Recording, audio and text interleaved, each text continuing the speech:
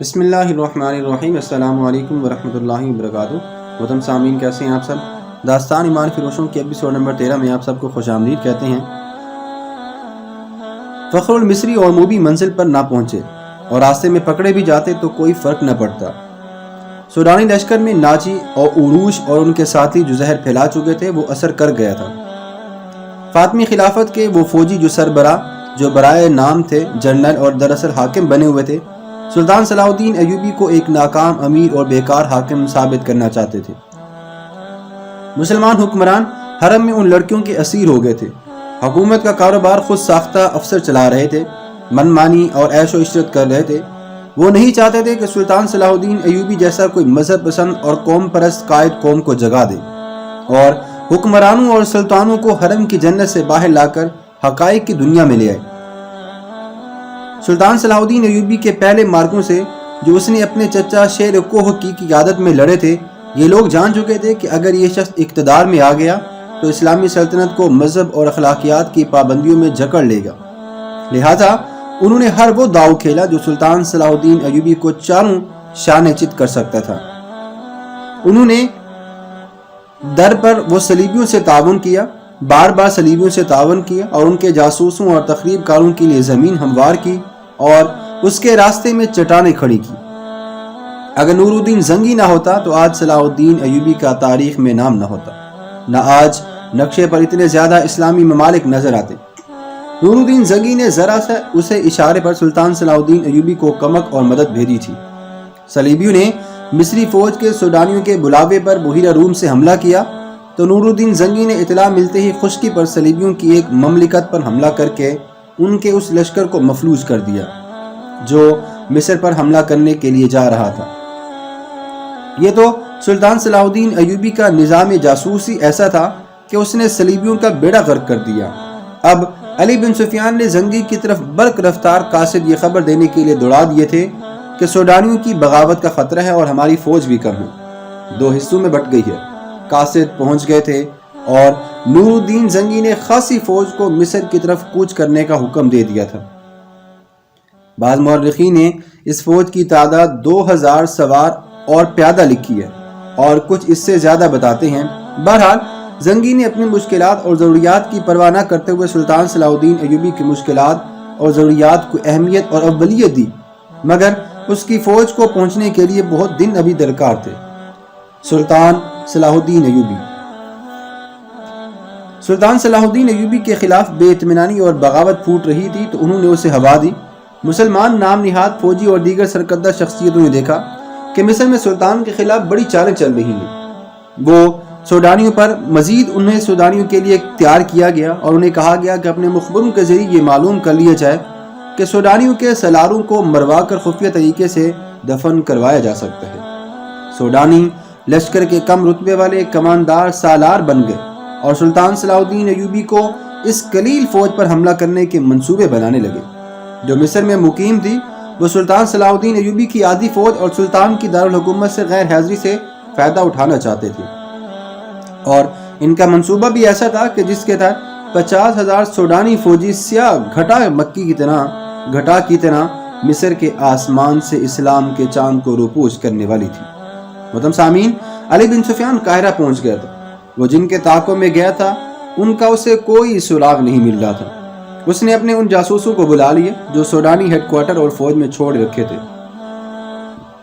ان میں سے ایک نے بتایا کہ گزشتہ رات ایک اونٹ آیا تھا، اندھیرے میں جو کچھ نظر نہ سکا، 2 سوار تھے، ایک عورت اور ایک مرد۔ جاسوس نے یہ بھی بتایا کہ وہ کون سی عمارت میں داخل ہوئے تھے۔ علی بن سفیان کو یہ اختیار حاصل تھا کہ وہ وہاں پہ چھاپہ مارتا۔ سوڈانی فوج سلطنت اسلامیہ کی فوج تھی، کوئی آزاد فوج نہیں تھی، مگر علی نے اس خدشے کے پیش نظر چھاپہ نہ مارا کہ یہ جلدی پر تیل کا کام کرے گا۔ اس کا مقصد صرف یہ نہیں تھا کہ موبی اور فخر المصری کو گرفتار کرنا ہے، بلکہ اصل مقصد یہ تھا کہ سوڈانی قیادت کے عزائم اور آئندہ منصوبے جو ہے وہ معلوم کیے جائیں تاکہ پیش بندی کی جا سکے۔ اس نے اپنے جاسوسوں کو نئی ہدایات جاری کی۔ جاسوسوں میں غیر مسلم لڑکیاں بھی تھیں جو عیسائی یا یہودی نہیں تھیں۔ یہ قبہ خاتون کی بڑی ذہین اور تیز ترار لڑکیاں تھیں، مگر علی بن سفیان نے ان پر کبھی 100% بھروسہ نہیں کیا تھا، کیونکہ وہ دوغلا پن، کھیل چکی تھیں اور وہ کھیل بھی سکتی تھی۔ ان لڑکیوں سے بھی اسے اس لڑکی موبی کا سراغ نہ مل سکا جس کے تعاقب میں وہ سلطان صلاح الدین ایوبی کے پاس سے یہاں تک آیا تھا۔ 4 روز علی بن سفیان دارالحکومت سے باہر مارا مارا پھرتا رہا۔ اس کا دائرہ کار سوڈانی فوجی قیادت کے ارد گرد کا علاقہ تھا۔ 5ویں رات وہ باہر کھلے آسمان تلے بیٹھا اپنی 2 جاسوسوں سے رپورٹ لے رہا تھا۔ اس کے تمام آدمیوں کو معلوم ہوتا تھا کہ کس وقت وہ کہاں ہوتا ہے۔ اس کے گروہ کا ایک آدمی کو ساتھ لیے اس کے پاس آیا اور اسے کہا، یہ اپنا نام فخر المصری بتاتا ہے، جھاڑیوں میں ڈگمگاتا، گرتا اور اٹھتا تھا۔ میں نے اس سے بات کی تو کہنے لگا کہ مجھے میری فوج تک پہنچا دو، اس سے اچھی طرح بولا بھی نہیں جاتا۔ اس دوران فخر المصری بیٹھ گیا۔ تم وہی کماندار ہو جو محافظ ایک لڑکی کو ساتھ لے کر بھاگے ہو؟ علی بن سفیان نے اس سے پوچھا۔ میں سلطان کی فوج کا بھگوڑا ہوں، فخر نے ہلکاتی لڑکھڑاتی زبان میں کہا۔ سزائے موت کا حقدار ہوں، لیکن پہلے میری پوری بات سن لیں ورنہ تم سب کو سزائے موت ملے گی۔ علی بن سفیان اس کے لب و لہجے سے سمجھ گیا کہ یہ شخص نشے میں ہے یا نشے کی طلب نے اس کا یہ حال کر رکھا ہے۔ وہ اسے اپنے دفتر میں لے گیا اور اسے وہ تھیلا دکھایا جو اسے راستے میں پڑا ملا تھا۔ پوچھا، یہ تھیلا تمہارا ہے اور تم اس سے چیزیں بھی کھاتے رہے ہو؟ ہاں، فخر المصری نے جواب دیا، وہ مجھے اسی سے کھلاتی تھی۔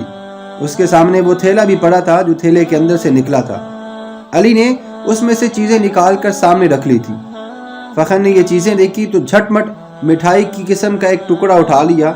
علی نے جھپٹ کر اس کے ہاتھ پر اپنا ہاتھ رکھ دیا۔ فخر نے بے تابی سے کہا، خدا کے لیے مجھے یہ کھانے دو، میری جان اور روح اسی میں ہے۔ مگر علی نے اسے وہ ٹکڑا چھین لیا اور اسے کہا، مجھے ساری واردات سناؤ، پھر یہ ساری چیزیں اٹھا لینا اور کھا لینا۔ فخر المصری نڈھال اور بے جان ہوا جا رہا تھا۔ علی بن سفیان نے اسے ایک سفوف کھلا دیا جو حشیش کا توڑ تھا۔ فخر نے اسے تمام تر واقعہ سنا دیا کہ وہ کیمپ سے لڑکی کے تعاقب میں کس طرح گیا تھا۔ تاجروں نے اسے قہوہ پلایا جس کے اثر سے وہ کسی اور ہی دنیا میں جا پہنچا تھا۔ تاجروں مطلب صلیبی جاسوسوں نے اس سے جو باتیں کی تھیں وہ بھی اس نے بتائیں، اور پھر لڑکی کے ساتھ اس نے اونٹ پر جو سفر کیا تھا وہ اس طرح سنایا کہ وہ مسلسل چلتے رہے۔ اونٹ نے بڑی اچھی طرح ساتھ دیا۔ رات کو وہ تھوڑی دیر قیام کرتے تھے۔ لڑکی اسے کھانے کو دوسرے تھیلے میں سے چیزیں دیتی تھی۔ وہ اپنے آپ کو بادشاہ سمجھتا تھا۔ لڑکی نے اسے اپنی محبت کا یقین دلایا اور شادی کا وعدہ کیا تھا، اور شرط یہ رکھی تھی کہ وہ سوڈانی کمانداروں کے پاس اسے پہنچا دے۔ وہ راستے میں ہی لڑکی کو شادی کے بغیر بیوی بنانے کی کوشش کرتا رہا، لیکن لڑکی اسے اپنی باہوں میں لے کر پیار اور محبت سے ایسے ارادے اور خواہش کو مار دیتی۔ فخری نے محسوس تک نہ کیا کہ لڑکی اسے حشیش اور اپنے حسن و شباب کے قبضے میں لیے ہوئے ہے۔ تیسرے پڑاؤ میں جب انہوں نے کھانے پینے کے لیے اونٹ روکا تو تھیلا غائب پایا جو اونٹ کے دوڑنے سے کہیں گر پڑا تھا۔ لڑکی نے اسے کہا کہ واپس چل کر تھیلا ڈھونڈ لیتے ہیں، لیکن فخر المصری نے کہا کہ وہ بھگوڑا فوجی ہے، خدشہ ہے کہ اس کا تعاقب ہو رہا ہوگا۔ لڑکی ضد کرنے لگی کہ تھیلا ضرور ڈھونڈیں گے۔ فخر نے اسے یقین دلایا کہ بھوکا مرنے کا کوئی خطرہ نہیں ہے، راستے میں کسی آبادی سے کچھ لے لیں گے۔ مگر لڑکی آبادی کے قریب جانا نہ چاہتی تھی اور کہتی تھی کہ واپس چلو۔ فخر المصری نے اسے زبردستی اونٹ پر بٹھا لیا اور اس کے پیچھے بیٹھ کر اونٹ کو اٹھایا اور دوڑا دیا۔ وہ سفر کی تیسری رات تھی۔ اگلی شام وہ شہر سے باہر سوڈانیوں کے ایک کماندار کے ہاں پہنچ گئے، مگر فخر المصری اپنے سر کے اندر ایسی بے چینی محسوس کرنے لگا جیسے کھوپڑی میں کیڑے رینگ رہے ہوں۔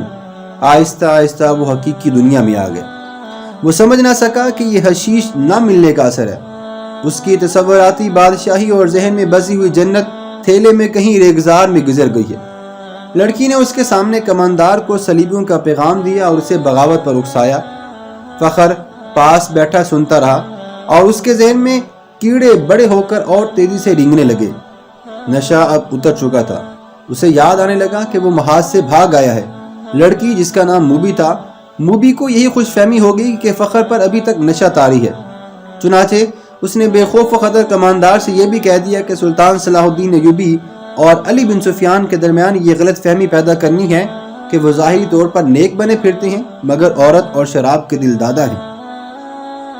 ان کی اس طویل گفتگو میں بغاوت کی باتیں بھی ہوئیں۔ اس وقت تو فخر المصری پوری طرح بیدار ہو چکا تھا، لیکن سر کے اندر کی بے چینی اسے بہت پریشان کر رہی تھی۔ لڑکی نے کماندار سے کہا کہ اگر بغاوت کرنی ہے تو وقت ضائع نہ کریں۔ سلطان صلاح الدین ایوبی محاذ پر ہے اور الجھا ہوا ہے۔ لڑکی نے یہ جھوٹ بولا کہ صلیبی 3-4 دنوں کے بعد دوسرا حملہ کرنے والے ہیں۔ سلطان ایوبی کو یہاں سے بھی فوج محاذ پر بلانی پڑے گی۔ لڑکی نے کماندار کو بتایا کہ 6-7 دنوں تک سوڈانی لشکر یہاں کی فوج پر حملہ کر دے گی۔ فخر یہ ساری گفتگو سنتا رہا۔ آدھی رات کے بعد اسے الگ کمرے میں بھیج دیا گیا جہاں اس کے سونے کا انتظام تھا۔ لڑکی اور کماندار دوسرے کمرے میں رہے۔ درمیان میں دروازہ تھا جو کہ بند کر دیا گیا تھا۔ اسے نیند نہیں آ رہی تھی۔ اس نے دروازے کے ساتھ کان لگایا تو اسے ہنسنے کی آوازیں سنائی دی۔ پھر لڑکی کے یہ الفاظ سنائی دیے، اسے حشیش کے زور پر یہاں تک لائی ہوں اور اس کی محبوبہ بنی رہی ہوں۔ مجھے ایک محافظ کی ضرورت تھی۔ حشیش کا تھیلا راستے میں گر پڑا ہے، اگر صبح اسے ایک خوراک نہ ملی تو یہ پریشان کرے گا۔ اس کے بعد فخر نے دوسرے کمرے سے جو آوازیں سنی وہ اسے صاف بتا رہی تھی کہ شراب پی جا رہی ہے اور بدکاری ہو رہی ہے۔ بہت دیر بعد اسے کماندار کی آواز سنائی دی، یہ آدمی اب ہمارے لیے بیکار ہے، اسے قید میں ڈال دیتے ہیں یا ختم کر دیتے ہیں۔ لڑکی نے اس بات کی تائید کی۔ محترم سامعین، ایپیسوڈ نمبر 13 یہاں پہ مکمل ہوتی ہے۔ ملتی ہیں جلدی نیکسٹ ایپیسوڈ کے ساتھ۔ اپنا بہت سارا خیال رکھیے گا۔ اللہ حافظ۔